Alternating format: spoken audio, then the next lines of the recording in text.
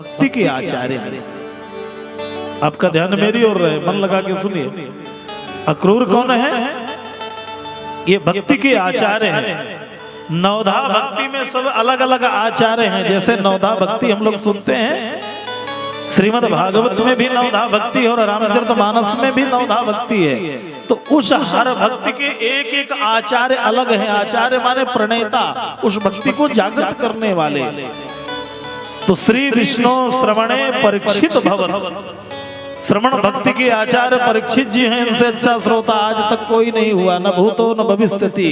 भैया सखी कीर्तने, कीर्तन भक्ति के गाने वाले भक्ति के आचार्य भगवान सुखदेव जी हैं, जिन्होंने अखंड श्रीमद् भागवत को श्रवण कराया। और अक्रूरे तो अभिवंदने, अभिवंदन के भक्ति के आचार्य अक्रूर जी महाराज हैं, जो आज कंस ने बुलाया। तो भागवत जी में बड़ा अद्भुत वर्णन है। कंसो बताद्या कृतमेत्यनुग्रहम् द्यंघ्रेंघ्रि पद्मम् प्रहितो मुना हरे। मैं एक एक श्लोक श्रीमद् भागवत का आपको सुना रहा हूँ। आप ये ना सोचें कि कहीं इधर उधर की बातें सुना रहा हूँ। मैं जो भी श्लोक सुनाता हूँ श्रीमद् भागवत का एक एक श्लोक आपको सुना रहा हूँ।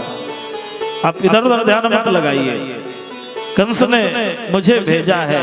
आज अक्रूर जी मन में भाव भर गया। क्या भर गया? कंसो बताद्या कृत में अनुग्रहम् द्यंघ्रेंघ्रि पद्मम् प्रहितो मुना हरे। कृतावतारस्य दुरत्ययो तमः पूर्वे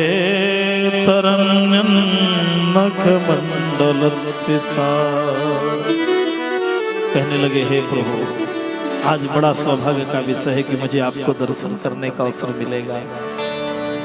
और हाथों में घोड़ों की लगाम पकड़ करके अक्रूर जी चले। आज घोड़ों की लगाम हाथों में है बंधु, और लगाम पकड़े तो हैं पर भाव में भर जाते हैं। और जब भाव में भर जाते हैं ना, थोड़ा कब्र की, और भाव में भरने के कारण से हाथों से लगाम छूट जाती है। तो घोड़ों को जाना है वृंदावन की तरफ। घोड़े चलने लगे गोवर्धन जी की तरफ। कभी कभी किसी का दर्शन करने जाएं, तीर्थ में जाएं, तो मन में ये भाव लेकर के जाएं।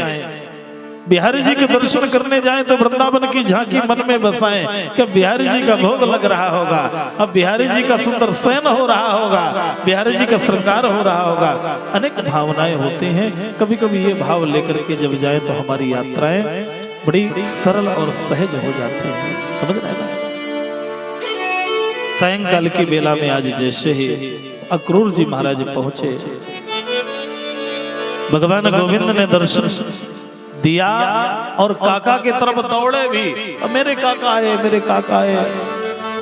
अक्रूर जी ने कहा, भगवान तो बड़े ही लीला बिहारी है, अभी जान पहचान हुई नहीं और ममत्व बढ़ा दिया भगवान ने। भगवान ऐसे ही है। अरे काका कैसे आए, काका कैसे आए? काका ने कहा, नारायण आप परब्रह्म परमात्मा है। कंस ने मारने के लिए मुझे सेवक बना के भेजा है, दूत बना के।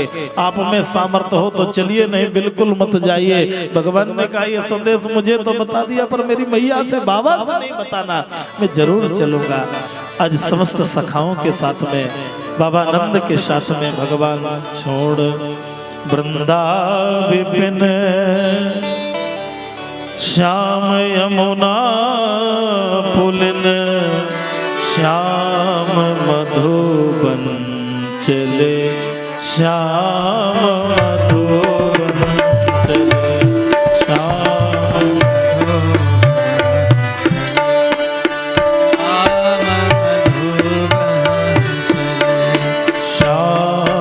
मधुबन चले, श्याम मधुबन चले, श्याम मधुबन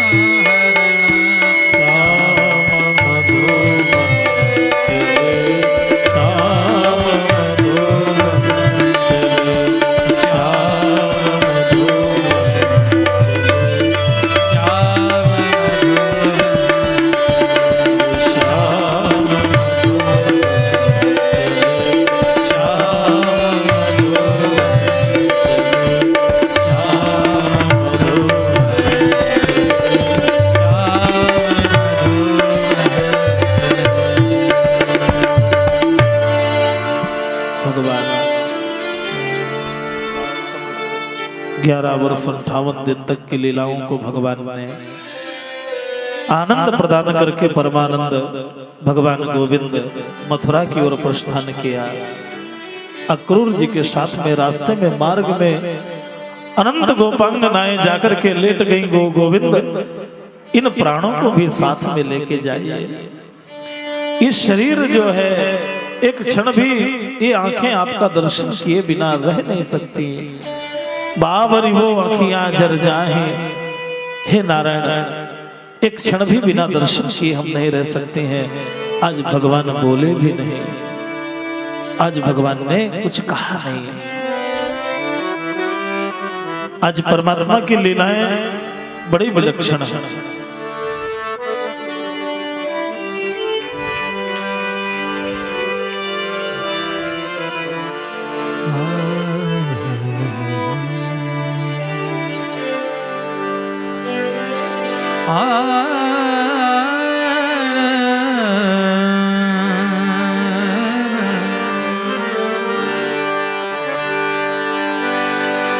बांके बिहारी जी गिरवर धारी जी, जाए छुपे हो कहाँ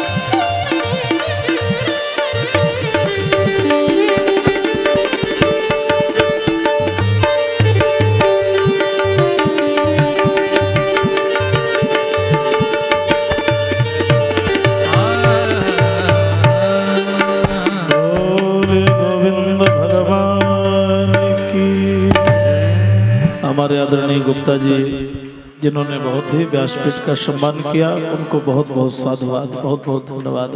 बड़ा ही सुंदर भगवान की दिव्य लीलाओं का हम लोग आनंद ले रहे थे।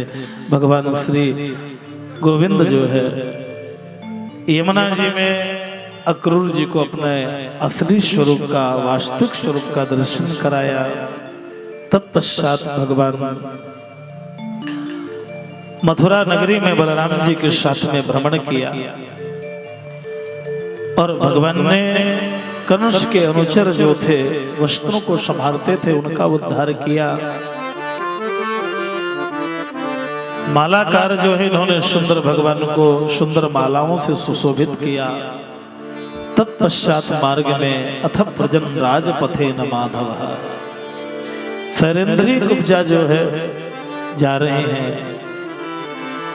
भगवान ने कहीं ना कहीं कुब्जा के ऊपर भी कृपा किया, हमारे संतों में भाव दिया। अथ प्रजन राजपथे न माधव, स्त्रियं गृहीतांग विलेप भाजनम, विलेप भाजनाम विलोक्य कुब्जाम युवतीं वराननाम पप्रच्छयान्तिम प्रहसन रसप्रदः। भगवान ने कुब्जा का अंगराग स्वीकार किया। हमारे संतों ने भाव दिया, ये बुद्धि रूपी कुब्जा, बड़े आनंद से सुनिए, ये बुद्धि ही कुब्जा है। अंगराग माने चंदन होता है, और अलग अलग कर दे तो अंग माने शरीर और राग माने प्रेम होता है। हमारे विद्वानों ने बहुत अच्छी अच्छी बातों को सुनाया। अरे हर कथा को अध्यात्म में अगर देखेंगे तो ये बुद्धि रूपी कुब्जा हमारी टेढ़ी है, क्योंकि इसका राग इस देहाभिमान कंस से ज्यादा है। कभी कभी हम देह पूजा में ज्यादा ध्यान देते हैं और देव पूजा में कम ध्यान देते हैं। सुबह से शाम तक ये देह पूजा ही तो है भाई। इस देह को नहलाओ धुलाओ, कपड़े पहनाओ, खिलाओ पिलाओ सुलाओ, इसी की पूजा है। और देव पूजा में तो थोड़ा 2 अगरबत्ती लगाया और तेरा तुझको अर्पण क्या लागे, सारा झंझट खत्म। कभी कभी हमें इस देहाभिमान कंस से हटा करके परमात्मा श्री कृष्ण से अगर अपना राग लगा दिया जाए तो जीवन का सारा टेढ़ापन सीधा हो जाता है। गोविंद ने सुंदर स्वरूप प्रदान कर दिया कुब्जा को। शैलेंद्री दिव्य हो गई, कहने लगी चलिए प्रभु। बोले नहीं, अभी तो मुझे मामा से मिलने जाना है। भगवान श्री हरि मल्लशाला में आए। सुखदेव जी ने नवरस झांकी का दर्शन दिखाया। जैसे श्रीमद् रामचरितमानस के धनुष यज्ञ प्रसंग में तुलसीदास जी ने नवरस झांकी का दर्शन दिया है, ये श्रीमद् भागवत के श्लोकों का ही रूपांतरण है। श्रीमद् भागवत के श्लोक पढ़ लीजिए और रामचरितमानस की चौपाइयां पढ़ लीजिए, बिल्कुल एक जैसा है। ये 9 रसों का दर्शन है। यहाँ भी भगवान व्यास जी ने उन 9 रसों को स्थापित किया। ये 9 रस कैसे हैं? मल्लानाम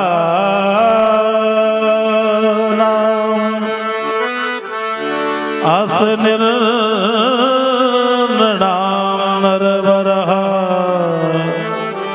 स्त्रीणाम स्मरो मूर्तिमान। भगवान पहलवानों को पहलवान दिखे, छोटे छोटे सखाओं को अपना मित्र दिखे, मथुरानियों को भगवान कामदेव से भी सुंदर दिखे। अलग अलग रूपों में भगवान कंस को मृत्यु रूप में दिखाई दे रहे हैं। बस एक ही परमात्मा जो है, जागी रही भावना जैसी प्रभु मूरत देखी तीन तैसी। परमात्मा तो एक है पर देखने वाले अनेक हैं बंधु। जैसी दृष्टि वैसी सृष्टि हो जाती है। जैसा चश्मा लगा लिया जाए वैसा दिखाई देने लग जाता है। कभी कभी भक्ति का चश्मा लग जाए तो भगवान दिखता है। समझ रहे ना? सुंदर भगवान ने कुछ ही समय में छल तोषल मुष्टिक और चारुण का उद्धार किया, छलांग लगाया। ऊंचाई में कंस बैठे हुए थे। भगवान ने पहुंच करके केसों को पकड़ करके हिलाया डुलाया, अरे छोड़। भगवान ने कहा क्या केस पकड़ने से लगता भी है? बोले बहुत दर्द हो रहा है। बोले याद कर, एक दिन तूने मेरी मैया के केस पकड़ करके जमीन में पटक दिया। मैं उन्हीं का पुत्र श्री कृष्ण हूं। तू मुझे बहुत याद करता है, भले ही बैर भाव से ही क्यों ना सही। परमात्मा की इन लीलाएं, कभी कभी परमात्मा को अगर बैर भाव से भी याद किया जाए तो भी भगवान मिलता है ना?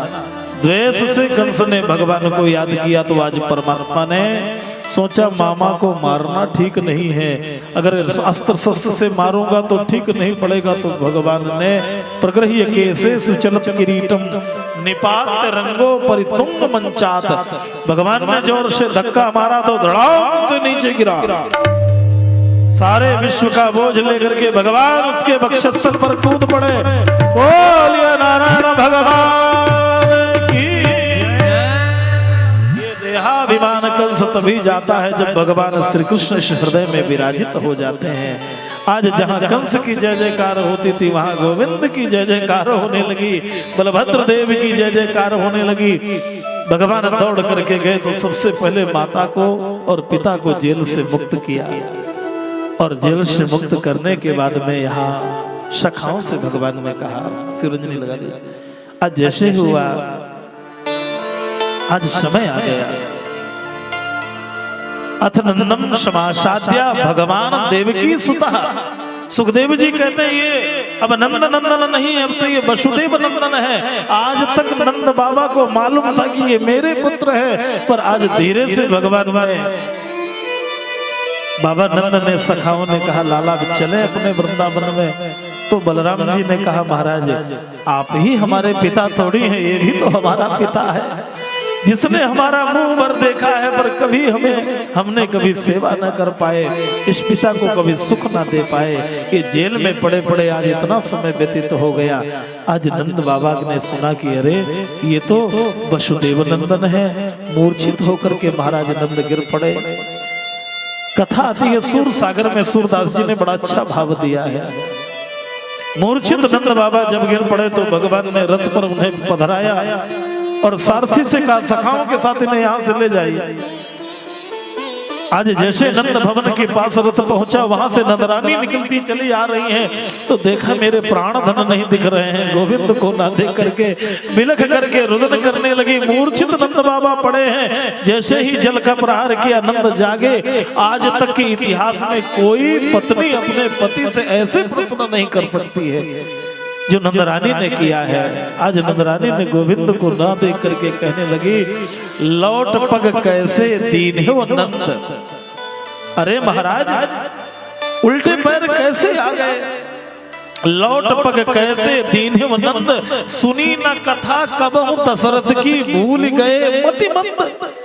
क्या दशरथ जी की कथा कभी नहीं सुनी कि पुत्र के विरह में प्राणों को राम जी में समर्पित कर दिया था, और आज प्राण लेकर के यहाँ तक आ गए। धन्य है भगवान से इतना प्रेम करने वाले जो ब्रजवासी हैं बंधु, भगवान से इतना स्नेह करने वाले। संसार में भगवान कहते हैं इसलिए मैं कभी बाबा नंद और मैया यशोदा से ऋण नहीं हो सकता। सुंदर छोटे छोटे ब्रजवासी यहाँ भगवान की प्रतीक्षा करते हैं, और यहाँ सुंदर भगवान आनंद कंद ने कंस के उद्धार करने के बाद राज सत्ता को पुनः उग्रसेन महाराज को दे दिया। बस यही तो जीवन का उद्देश्य है। कभी कभी पाने से सुख नहीं मिलता है, त्याग करने से सुख मिलता है।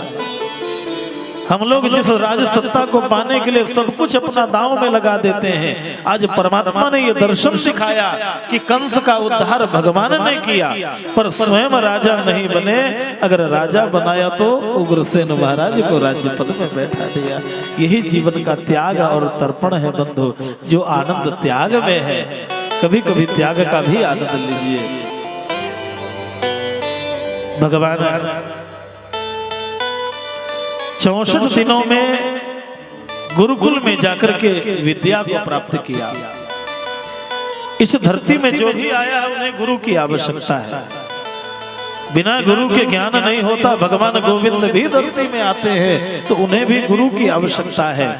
राम जी धरती में आए तो उन्हें भी गुरु के यहाँ जाना पड़ता है। इसलिए गुरु बिन भवनिधि तरई न कोई, गुरु बिन भवनिधि तरई न कोई, गुरु बिन भवनिधि तरई न कोई, गुरु बिन भवनिधि तरई न कोई। जो बिरंजी सन दर्शन हो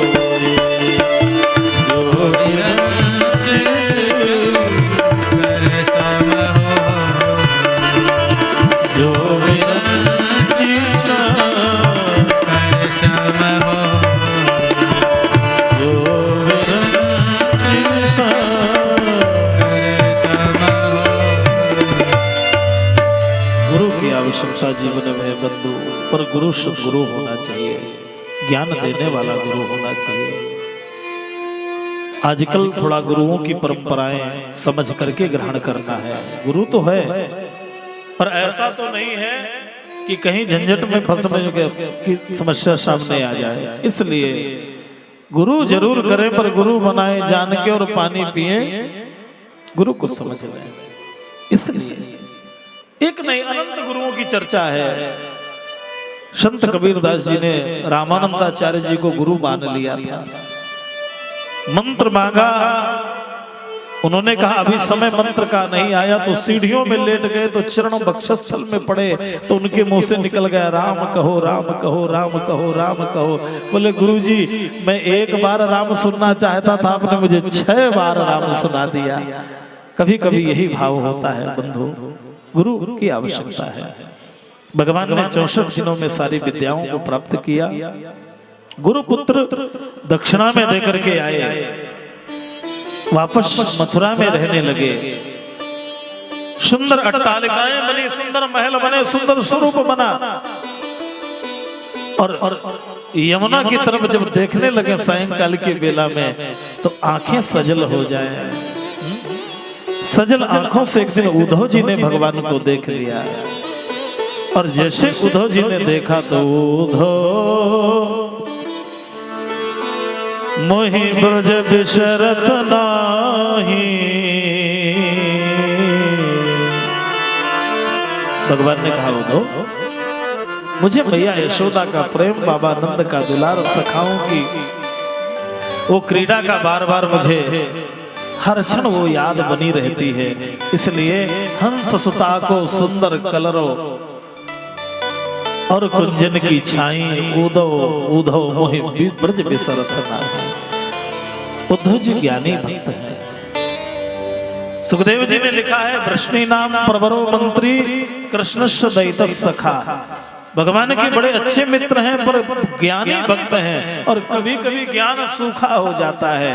जब तक भक्ति का रस ना पड़े तब तक ज्ञान आनंदित नहीं करता। इसलिए बंधु याद कर लेना, ये शरीर वस्त्र है, ज्ञान साबुन है, और भक्ति का जल है। और जब तक जल नहीं होगा तब तक आनंद नहीं मिलेगा। आज महाराज उद्धव जी को भेजा, संदेशा दे करके जाओ। गच्छ शीघ्रम ब्रजम भे सखे सुंदरम। 5 पत्र भगवान ने लिख करके भेजे, और जैसे 5 पत्र लेकर के उद्धव जी ब्रज में वृंदावन में आए, यहीं से भ्रमर गीत शुरू होता है। बड़ा अच्छा गीत है। हमारे बांदा जनपद के ही बड़े अद्वितीय कवि पद्माकर जी ने भ्रमर गीत लिखा है। बड़ा अच्छा गीत है भ्रमर गीत। बात समझ में आ रही कि नहीं? श्रीमद् भागवत के 7 गीतों में से एक महत्वपूर्ण गीत जो है वो भ्रमर गीत है। आज जैसे उद्धव जी महाराज लेकर के पाती लेकर के पहुंच गया, 4 वेद के महावाक्यों को याद किए थे।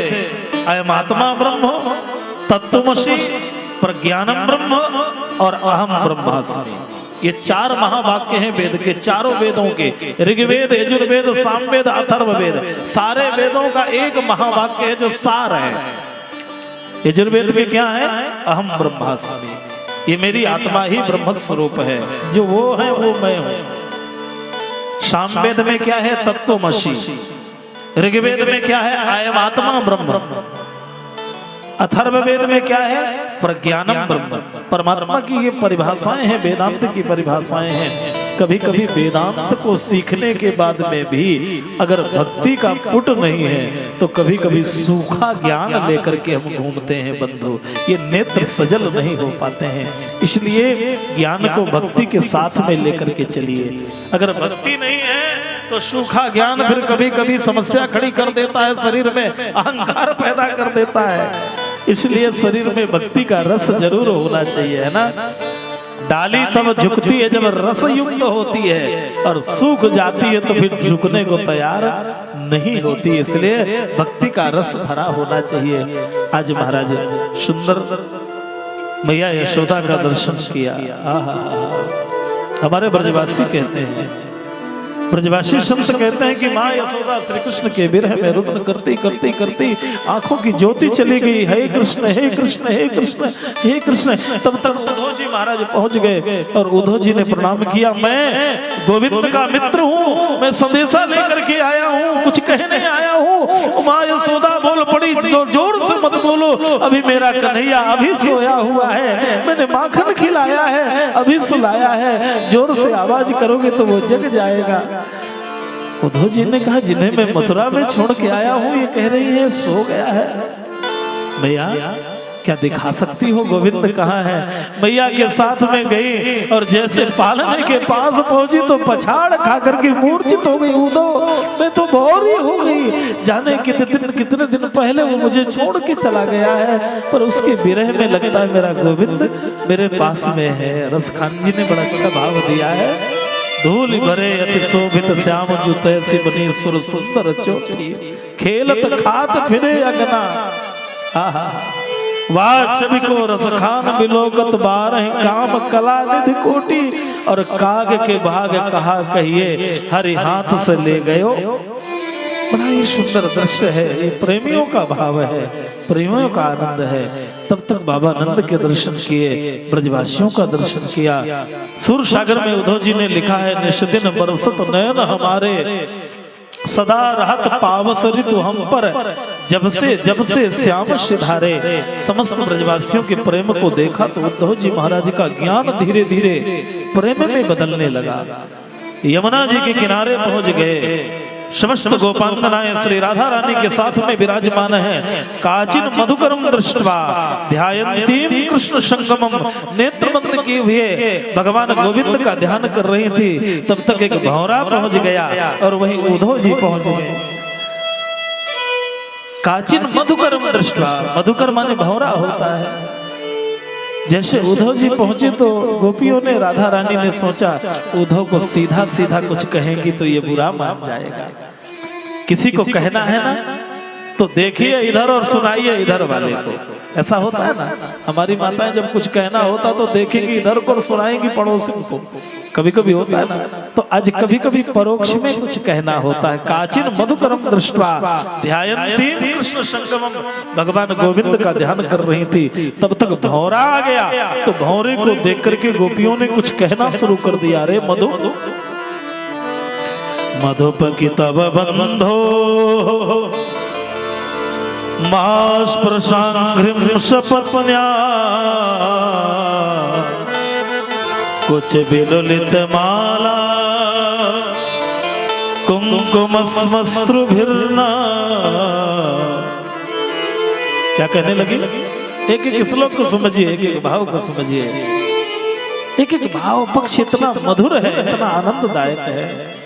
क्या कहने लगी? अरे मधु कितव बंधो, तू तो कपटी का बंधु है। कितव माने होता है कपटी। तो भौरे ने कहा मैं कौन सा कपट की हूँ? अरे गोपियों ने कहा तू इतना कपटी है, इतना कपटी है, इतना कपटी है कि जब तक फूल का पराग नहीं लेता है तब तक वहीं चक्कर मारता है, और पराग मिल जाता है तो छोड़ करके चला जाता है। वैसे वो तेरा भगवान भी है, तू भी काला है और वो भी काला है। जब तक भक्त आए ना तो उन्हें बुलाता है, और जब आता है तो उसे विरह देकर के छोड़ के चला जाता है। उद्धव जी ने सोचा कि ये प्रेमी है कि भगवान से कि कैसे तू उल्टे सीधे बात कर रही है। प्रेम की गति कभी कभी भैया टेढ़ी मेढ़ी होती है। अंदर से तो प्रेम होता है और बाहर से कठोर होता है। कभी कभी हृदय प्रीति मुख वचन कठोरा। भौरे ने दूसरी बात कही। भौरे ने कहा क्या और भी कभी कपट किया है? बोले एक जन्म का कपटी नहीं है, कई जन्म का कपटी है। अरे गोपियों ने कहा क्या इनको कई जन्म की बात याद है? तो दूसरा श्लोक गाया, बहुत गहराई से सुनिए थोड़ी देर बैठ करके, बड़ा सुंदर ये भ्रमर गीत है। दूसरा श्लोक गाया, मृगैरिव कपीन्द्रम विव्यधे लुब्ध धर्मान, स्त्री मकृत विरूपाम स्त्री जितः कामयानाम। अरे ये पिछले अवतार में बाली को छिप के मार दिया, ये कपटी नहीं और कौन है? सूप न खा गई तो बेचारी के नाक कान काट दिए, ये कपट नहीं तो क्या है? गोपियों ने जब सुनाना उद्धव जी को सुना शुरू किया तो गोपी उद्धव जी का ज्ञान धीरे धीरे खत्म होने लगा और प्रेम में बदलने लगा। धीरे धीरे कहने लगे भौरे ने कि जब इतना कपटी है तो क्यों उसके पीछे पड़ी हो, उसका पीछा क्यों नहीं छोड़ देती हो। तो गोपियों ने तीसरी बात कही, अरे भौरे उसमें एक जादू है। यदन चरत लीला कर्ण पीयूष विप्र सकृतदन विधूता द्वंद धर्मान विसंदिनष्टान सपति ग्रह कुटुंबम दीन मुसृज दीना बहव एव विहंगा भिक्षु चरयाम चरंती। उसमें एक जादू है, जो उसकी कथा सुन लेता है ना तो फिर पागल हो जाता है, उसके पीछे पीछे चलने लग जाता है। कन्हैया कन्हैया पुकारा करेंगे, कन्हैया कन्हैया पुकारा करेंगे, कन्हैया कन्हैया पुकारा करेंगे, कन्हैया कन्हैया पुकारा करेंगे, कन्हैया कन्हैया पुकारा करेंगे। लताओं में ब्रज की गुजारा करेंगे, लताओं में ब्रज की गुजारा करेंगे, मीठी मीठी तालियों से कन्हैया पुकारा करेंगे। आनंद से गाइए, भाव से गाइए, विभोर होकर गाइए। हरि हरि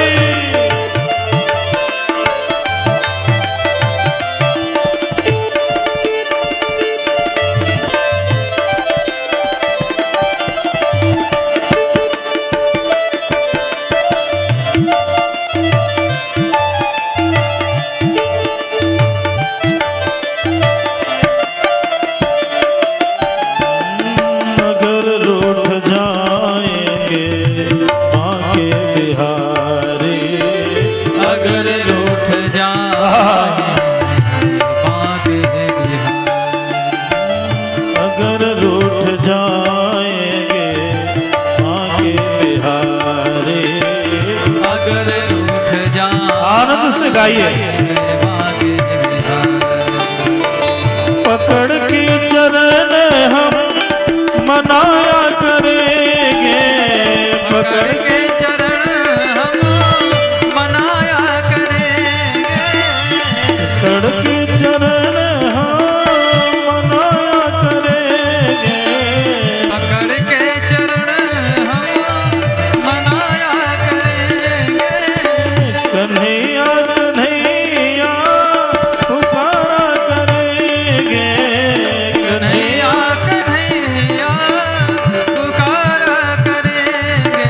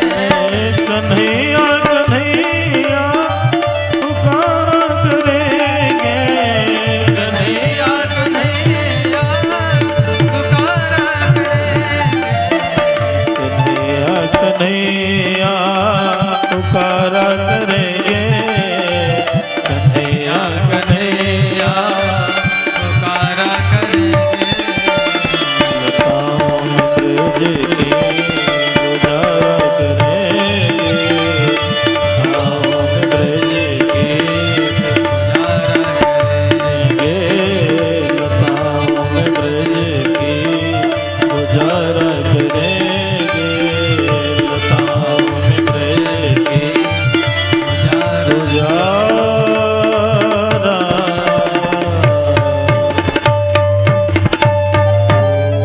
ये गोविंद भगवान की उद्धव जैसे ज्ञानी का ज्ञान भक्ति में परिवर्तित हो गया, चरणों में गिर गए। अहो नंद ब्रज स्त्री नाम पाद रेणुम भीष्म सह। श्री राधा रानी के चरणों की वंदना करने का सामर्थ्य नहीं है, राधा रानी की वंदना नहीं कर सकता। उनकी धूल लेकर के सारे शरीर में उद्धव जी महाराज ने पूरे शरीर में धूल से अपने आप को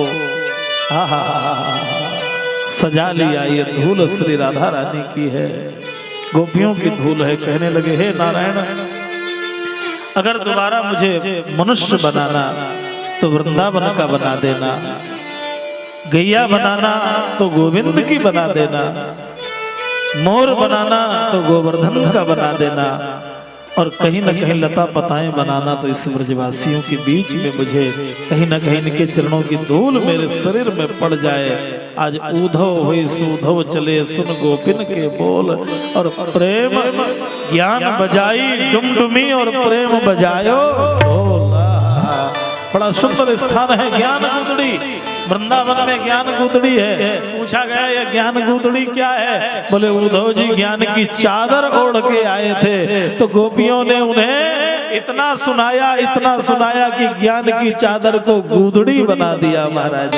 बड़ा सुंदर दौड़ करके सुखदेव जी ने बड़े अच्छे भाव दिए। हमारे पद्माकर जी कहते हैं छावतो कुटीर कहूँ रम जमुना की तीर, गमन रमन रेती सो कदापि कर तो नहीं। अगर मुझे संदेशा नहीं देना होता तो वृंदावन छोड़ के नहीं जाता। दौड़ करके आज वहां से भगवान के निकट पहुंचे और कहने लगे प्रभु आज संदेशा लेके आया हूं, पर ये जरूर कहने आया हूं कि संसार में निष्ठुर बहुत देखे पर आप जैसा नहीं देखा। ये ब्रजवासी इतना प्रेम करते हैं। भगवान ने कहा मैं उनसे दूर नहीं हूँ, मेरे ब्रजवासी तो मेरे हृदय में निवास करते हैं, उनसे कभी मैं दूरी नहीं होती है। उद्धव जी को आनंद देने के लिए भगवान ने ये लीलाओं को किया। तत्पश्चात सुंदर भगवान ने कुब्जा के ऊपर कृपा किया। अक्रूर जी का हस्तिनापुर गमन हुआ और तत्पश्चात भगवान की उत्तरार्ध की लीला प्रारंभ की करण हुई। जरासंध की लीलाएं कथाएं शुरू हो गई। 50 के बाद जरासंध की कथा आती है हमारे जीवन में भी। जरा माने बुढ़ापा, 50 तक तो सब फिटफाट चलता है और 50 के बाद फिर कहते हैं बड़ी समस्या है। और आजकल किसी से पूछो ना, किसी आदमी से कहो कि भैया बहुत कष्ट है, बोले क्या कष्ट है? बोले सिर में दर्द हो रहा है, तो वो सिर में दर्द बताएगा, वो पूरे शरीर में दर्द बताएगा। कहेगा मेरा हाथ भी दुख रहा है, पैर भी दुख रहा है। किसी से दुख बताओ तो आपसे ज्यादा अपना दुख बताएगा। बड़ी समस्याएं हैं, किसी से दुख बताने लायक नहीं है। ये जरासंध की कथा 50 के बाद आती है। जरासंध की 2 कन्याएं हैं, अस्थि और प्राप्ति। कभी कभी हमारे जीवन में भी 2 प्रकार की प्रवृत्तियां हैं। अस्थि माने है, इतना है, और इतना भी एकत्रित करना है। ये 2 प्रकार की वृत्तियां हमारे शरीर में हैं, अस्थि और प्राप्ति। अस्थि माने इतना धन हमने संग्रहित कर लिया और अभी इतना हमें संग्रह करना है। कभी कभी इस 2 उधेड़ बुन में ही हमारा जीवन पूरा चला जाता है। समझ रहे हैं ना? 4 मकान बनाए हैं, अभी 5 और बनाना है। इतना काम और करना है। करिष्यामि करिष्यामि करिष्यामीति चिंतयेत, मुझे ये करना है वो करना है, पर मरिष्यामि मरिष्यामि मरिष्यामीति विस्मृतम, उसको भूल जाता है कि नहीं ये सब छोड़ के ही जाना पड़ेगा। कहीं ना कहीं ये सब कुछ यही छूट जाता है। जरासंध की दोनों पुत्रियों ने भगवान के बारे में बताया कि हमें वैधव्य देने वाले भगवान श्री कृष्ण हैं। तो जरासंध ने 23 अक्षौहिणी सेना को लेकर के समस्त मथुरा नगरी को घेर लिया।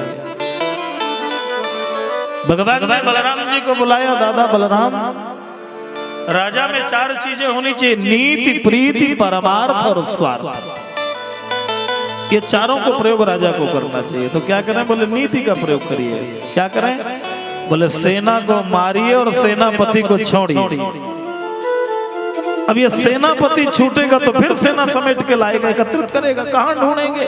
कौन किस गिरकंदरा में घुसा बैठा है? दैत्यों की संख्या बहुत है। तो भगवान ने ये लीला 17 बार किया। 17 बार के उपरांत काल यमन भगवान को ललकारा तो भगवान ने उसको भी, क्योंकि भगवान जानते थे कि हमारे हाथों मरेगा नहीं, तो मथुरा से भगवान धौलपुर में गए तो मुचकुंद नाम के राजा सो रहे थे। तो भगवान ने अपना पीतांबर उतारा और मुचकुंद को उड़ा दिया। और जैसे उड़ाया तो काल यमन दौड़ते हुए, अच्छा तो आराम चल रहा है। एक प्रहार किया तो एकदम से जागे तो जल करके भस्म हो गया काल यमन। तब तक मुचकुंद जागे और पूछा, महाराज आप कौन है? भगवान ने कहा, मेरे नाम तो अनेक हैं, किन नामों का परिचय दूं मैं, पर इस अवतार में मुझे श्री कृष्ण कहते हैं। हाँ, बड़ा सुंदर जो है प्रभु। भगवान की बड़ी सुंदर स्तुति किया। मर्त्यान क्षुल्लकान दृष्ट्वा, देखा कि धरती में सब मनुष्य छोटे छोटे वृक्ष लताएं, बोले यहाँ ठीक नहीं रहने के लिए। पहले लोग लंबे चौड़े लोग होते थे, पहले के लोगों का स्वरूप ही दूसरा होता था। धीरे धीरे लोग नीचे बावने होते जा रहे हैं। मर्त्यान क्षुल्लकान दृष्ट्वा, सारी प्रकृति को उन्होंने देखा ठीक नहीं है, तो बद्रिकाश्रम में जाकर के उन्होंने तप करना शुरू कर दिया। और भक्तमाल में कथा आती है कि यही मुचकुंद इस कलयुग में नरसी भगत बन करके प्रकट हुए। कौन प्रकट हुए? नरसी भगत, जिनकी बेटी का भात साक्षात भगवान द्वारिकाधीश ने भरा। ये नरसी भगत कैसे हैं? इनके चरित्र को आप पढ़ करके देखिए।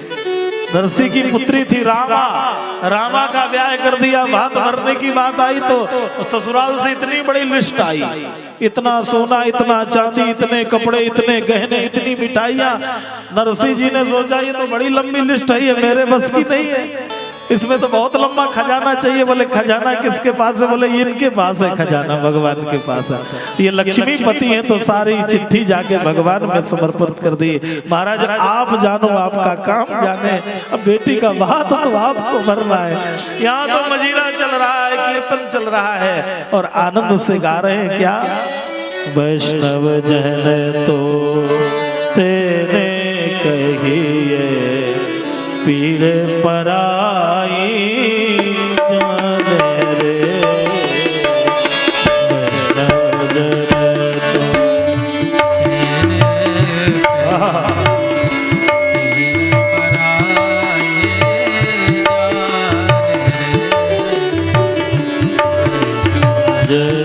तो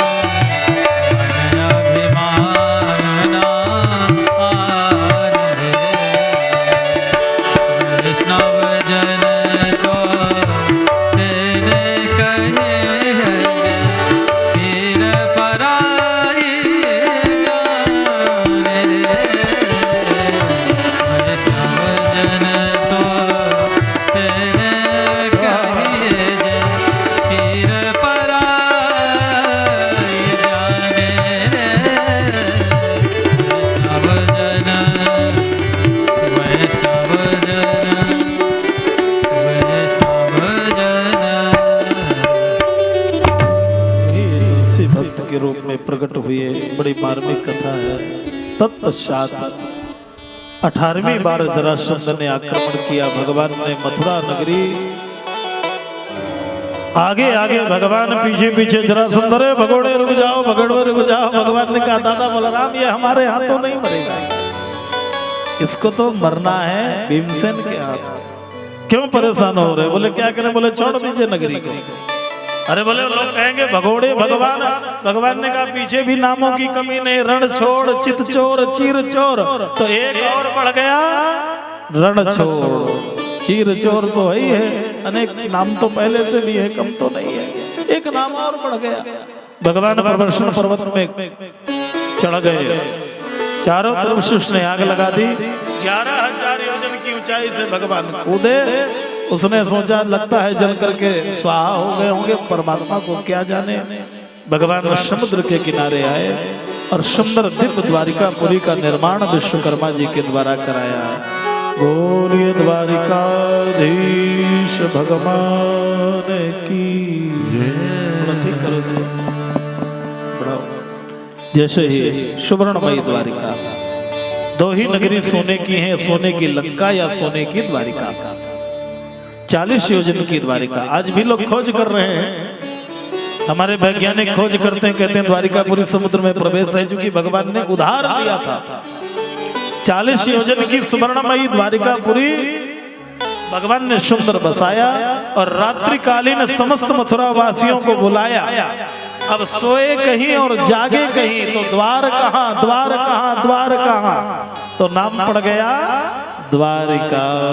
सुंदर द्वारेश द्वारेश कम ब्रह्म, सुंदर भगवान द्वारिकाधीश बन करके बैठ गए। कितने सुंदर लीलाएं हैं भगवान श्री कृष्ण की लीलाएं, कितने राज्यों को जोड़ती हैं। सभी राज्यों में भगवान की लीलाएं हैं, सारे संसार में भगवान की लीलाएं हैं। उत्तर प्रदेश मथुरा में जन्म लेते हैं, हरियाणा में गीता सुनाते हैं, गुजरात द्वारिकापुरी में अपनी नगरी बसाते हैं और विदर्भ महाराष्ट्र में विवाह रचाते हैं और बाद में जगन्नाथपुरी में जगन्नाथ बन जाते हैं। इन लीलाओं का विस्तार आप देखिए, हर जगहों में भगवान के सुंदर दिव्य दिव्य लीलाओं का स्वरूप है। बलराम जी का विवाह रैवत नाम के राजा की पुत्री रेवती महारानी के साथ में हुआ। पहले के राजा स्वर्ग जा सकते थे, ब्रह्मलोक जा सकते थे, तो रैवत ककुब्मी राजा कन्या का वर पूछने के लिए ब्रह्मलोक पहुंच गए। तो ब्रह्मा जी संगीत सुन रहे थे, आनंद ले रहे थे, तो बेचारे वो भी चुपचाप बैठ गए और देखा। जब संगीत पूरा हुआ, बोले कन्या वरम परिपृष्टुम, कन्या के लिए वर पूछने आया था। बोले वर तो ठीक है पर युग ही खत्म हो गया। अरे आप त्रेता में आए तो त्रेता से अब द्वापर लग गया। बोले अब क्या करें? बोले अपनी कन्या का विवाह शेषावतार भगवान बलराम जी के साथ में कर दीजिए। बोलिए बलभद्र देव की जय। सुंदर बलराम जी के साथ मैया रेवती जी का विवाह हुआ। तत्पश्चात राजा से भीष्म को नामा विदर्भाधिपतिर्महान्तस्य वंचा भवन पुत्रा कन्यैकाच वरानना रुक्मग्रजो रुक्मरथो रुक्ममानेरनन्तरः।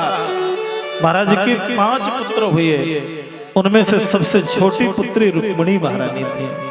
बड़े पुत्र का नाम रुक्मी और छोटी कन्या का नाम रुक्मिणी, श्री रुक्मिणी महारानी। ये रुक्मिणी महारानी कौन है? साक्षात महालक्ष्मी है रुक्मिणी महारानी। बड़ी गहराई से सुनिए, बस ज्यादा समय नहीं लूंगा मैं, घड़ी कई बार देखता हूँ, ज्यादा टाइम तो नहीं हो रहा है। अब घबराए नहीं, भगवान की बीरा बारात की ओर हम लोग चल रहे हैं। बिल्कुल शांति से बैठे, आनंद से बैठे।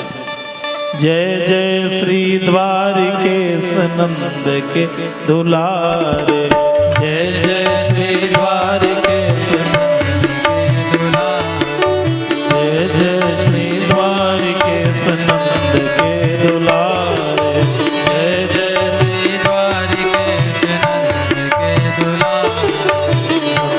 के दुलारे मैया के प्राण प्यारे, नंद के दुलारे मैया के प्राण प्यारे, नंद के दुलारे मैया के प्राण प्यारे,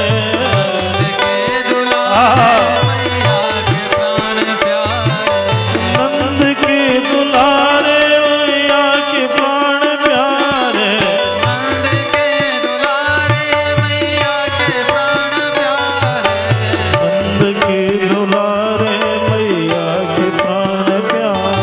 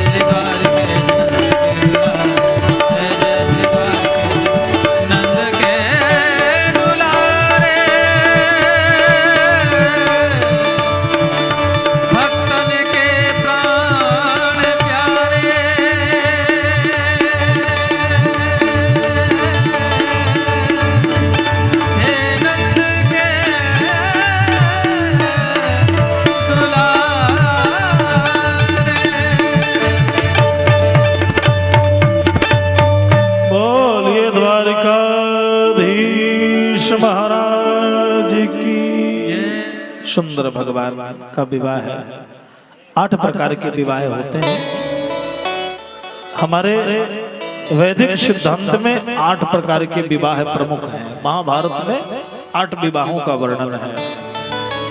पहला विवाह है ब्राह्मण विवाह होता है, जो वेद मंत्रों के द्वारा विधि विधान के द्वारा होता है, ये ब्राह्मण विवाह है।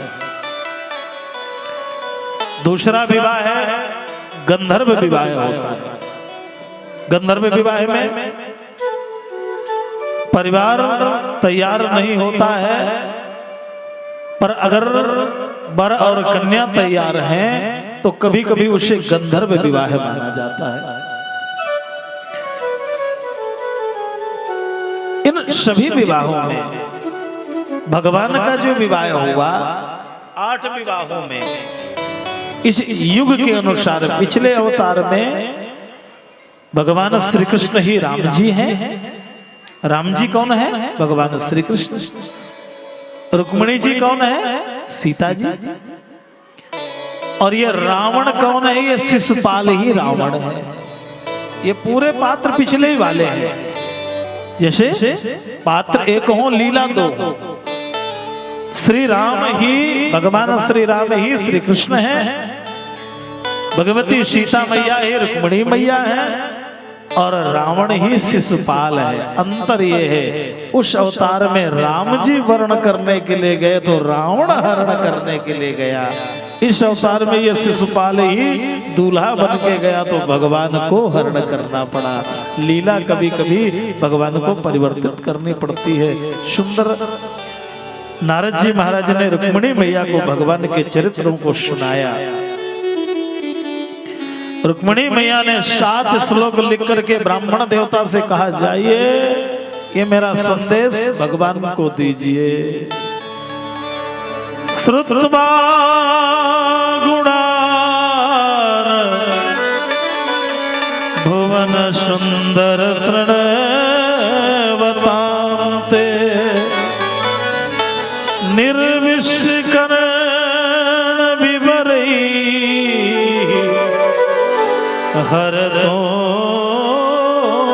हरतोंगतापम रूपम दृशां दृशिमता अखिलार्थलाभम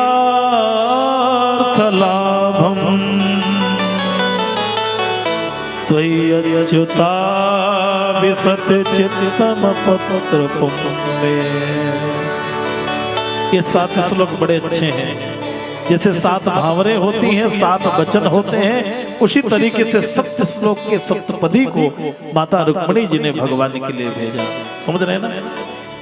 इस 7 का बड़ा महत्व है। 7 वचनों के द्वारा ही ये विवाह हमारा संपन्न माना जाता है। 7 भावरों के द्वारा ही ये विवाह परिपूर्ण माना जाता है। इसलिए सप्तपदी का बड़ा महत्व है। इन 7 श्लोकों में रुक्मिणी जी ने भगवान को प्रणाम किया, भगवान को बुलाया और कहने लगे, महाराज विवाह के 1 दिन पहले दुर्गा जी का पूजन करने के लिए कन्या जाती हैं। हे सरकार, आप वही मेरा वर्ण कर लीजिए, और नहीं तो फिर मेरा वर्ण नहीं, मेरे लिए बहुत बड़ा संकट हो जाएगा। आज माँ भगवती सुंदर थाल सजा करके, सुंदर आरती सजा करके, सारी व्यवस्था पूजन की सामग्री लेकर के माँ भगवती दुर्गा मैया के मंदिर में पहुंच गए। जय जय गिरिवर राज किशोर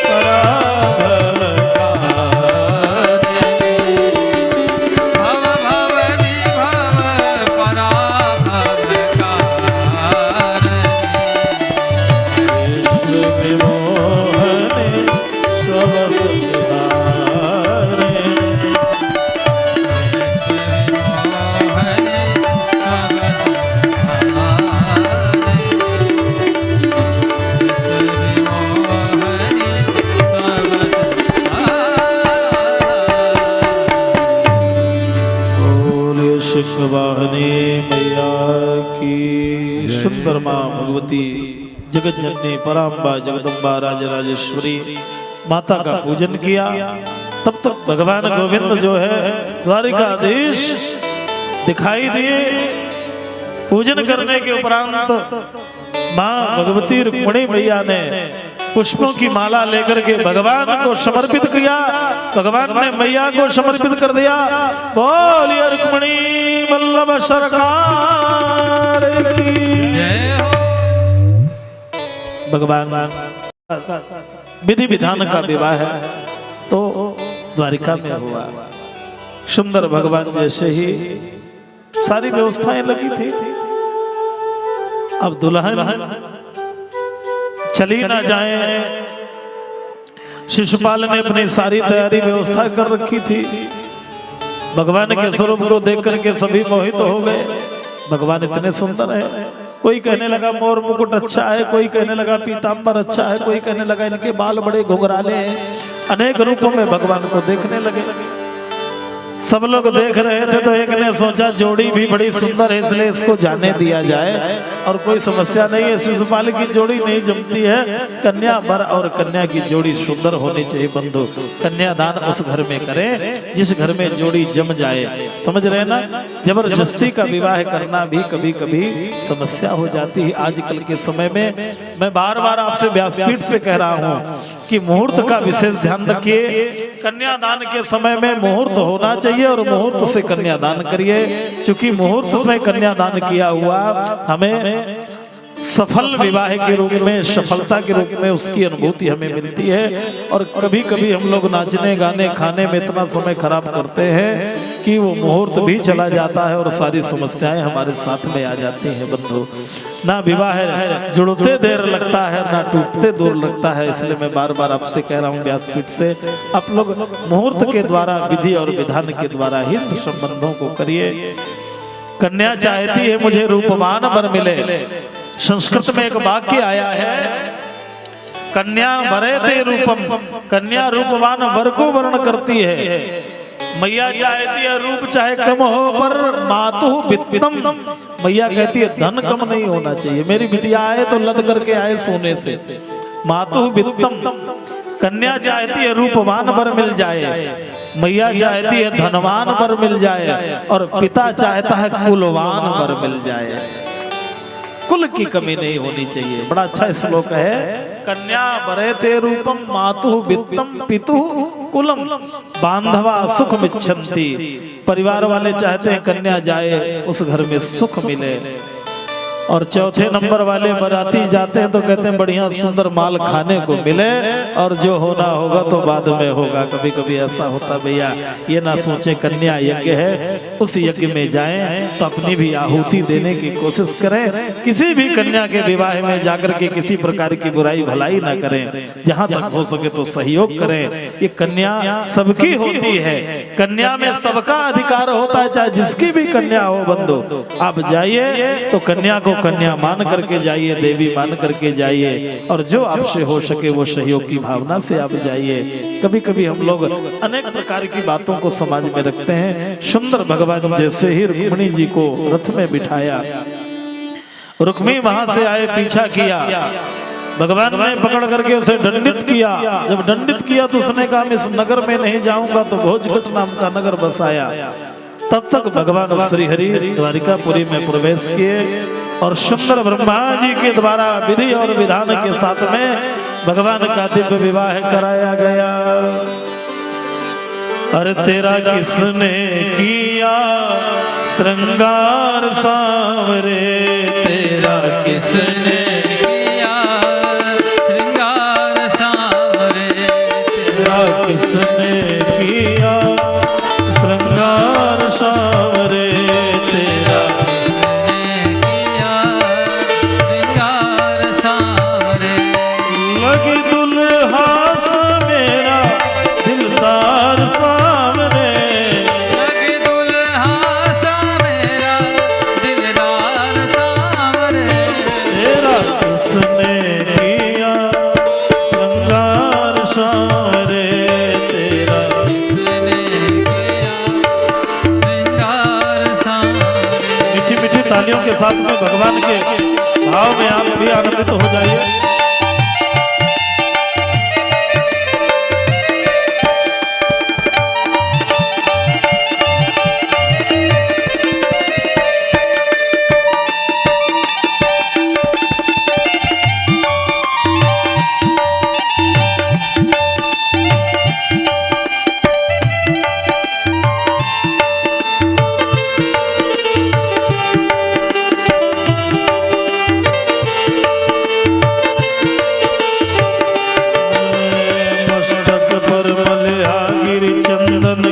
सर तिलक लगाया, मस्तक पर मलया गिरि चंदन के सर तिलक लगाया।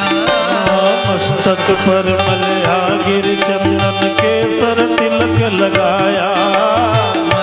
मीठी मीठी तालियों से गाइए। चंदन के सर तिलक लगाया।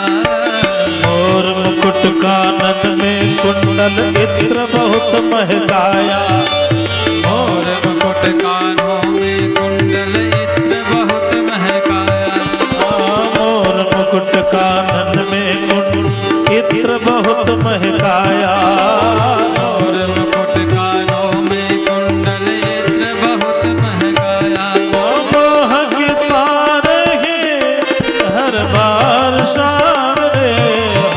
महकता रहे हर बार शाम श्रृंगार सारे तेरा श्रृंगार सारे। मीठी मीठी तालियों के साथ में भाव से गाइए। हरि बोल।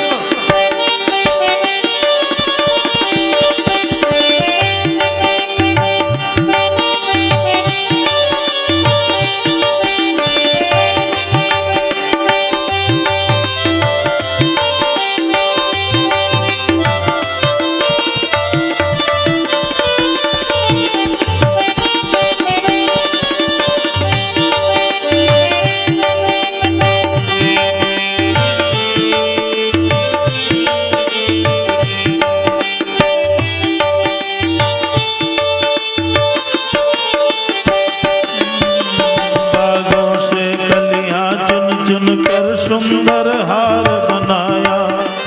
बागों से कलियां चुन चुन कर सुंदर हार बनाया। बागों से कलियां चुन चुन सुंदर हार बनाया। बागों से कलियां चुन चुन कर सुंदर हार बनाया। रहे सलामत हाथ सदा वो जिसने तुझे सजाया। रहे सलामत हाथ सदा वो जिसने तुझे सजाया। रहे सलामत हाथ सदा जिसने तुझे सजाया। रहे सलामत हाथ सदा वो जिसने तुझे सजाया। सजाता रहूं हर बार सामने। ओ सजाता रहूं हर बार सामने। तेरा किसने किया श्रृंगार सामने। तेरा किसने किया श्रृंगार सामने। तेरा किसने किया श्रृंगार सामने। तेरा किसने किया हरि हरि श्रृंगार सामने।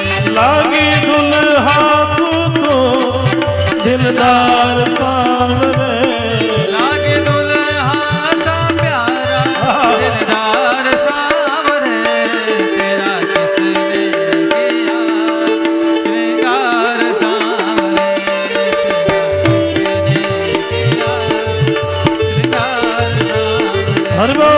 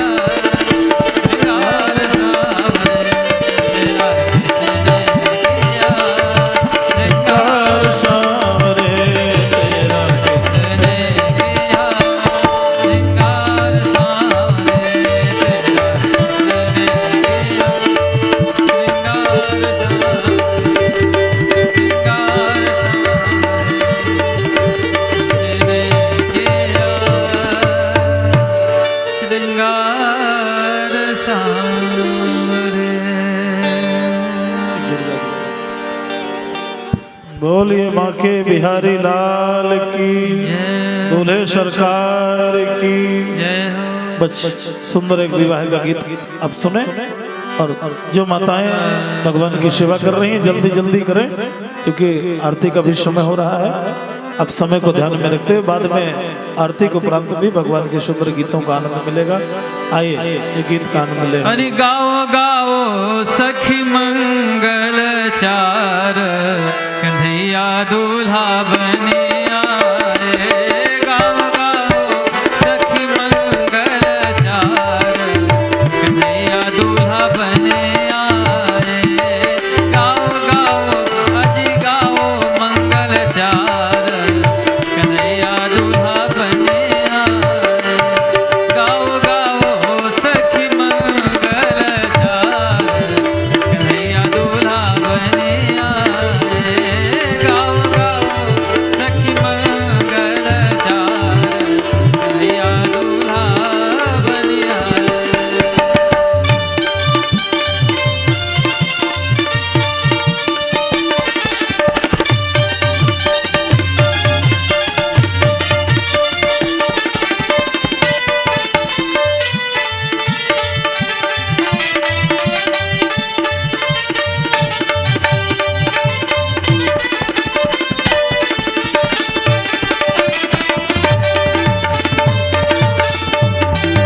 ब्रह्मा बाबा वेद पढ़त है, ब्रह्मा बाबा वेद पढ़त है।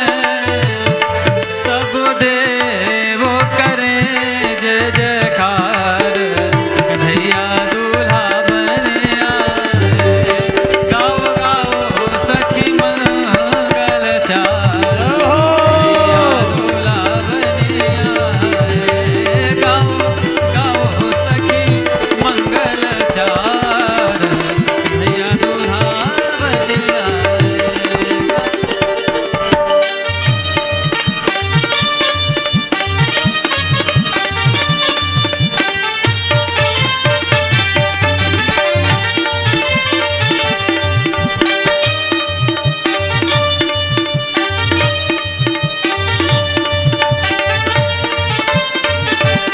बढ़िया।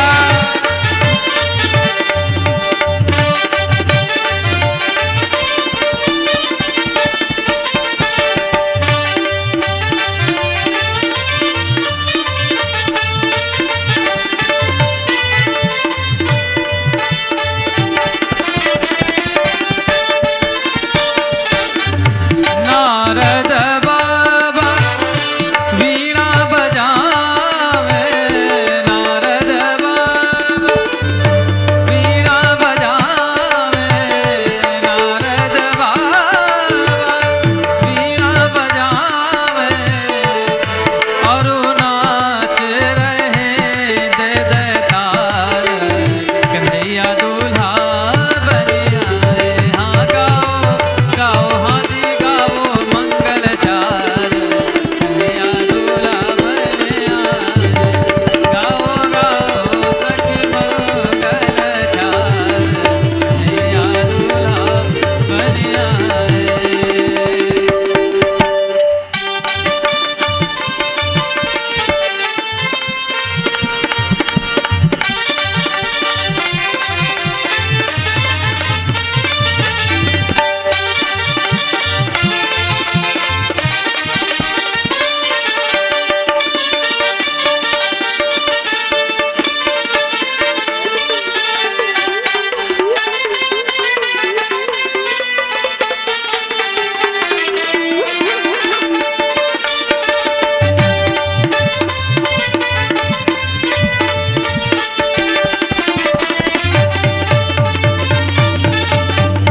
शंकर बाबा डमरू बजावे, शंकर बाबा डमरू बजावे।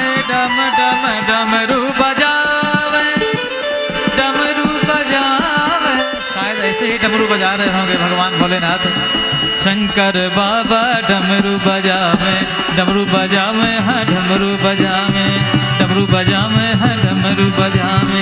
शंकर बाबा डमरू बजावे शंकर बाबा, डमरू बजावे हाजी और करे जय जयकार। कन्हैया दूल्हा बने आए, देव बरसा रहे पुष्पनहार। कन्हैया दूल्हा बने आए, अजी गाओ गाओ सखी मंगल चार। कन्हैया दूल्हा बने आए। हो जोड़ी का जवाब नहीं, हो जोड़ी का जवाब नहीं, अरे जोड़ी का जवाब नहीं, हो जोड़ी का जवाब नहीं, दूल्हा बने नंदलाल जोड़ी का जवाब नहीं, दूल्हा बने नंदलाल जोड़ी का जवाब नहीं।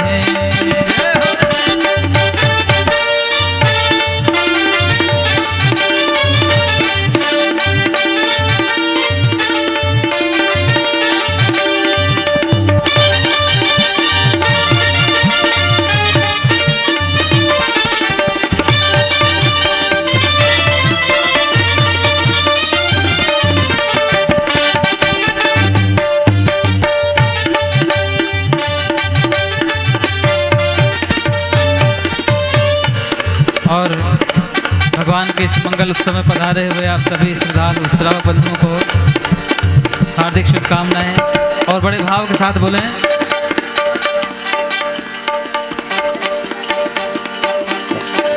ऐसा लगता है सारे संसार की शादी है, आज घनश्याम की शादी है, मेरे घनश्याम की शादी है, मेरे घनश्याम की शादी है। ओ श्याम की शादी है, मेरे घनश्याम की शादी है। ओ श्याम की शादी है, मेरे घनश्याम की शादी है। आज मेरे श्याम की शादी है, आज मेरे श्याम की शादी है। ओ ऐसा लगता है सारे संसार की शादी है, आज मेरे श्याम की शादी है, आज मेरे श्याम की शादी है।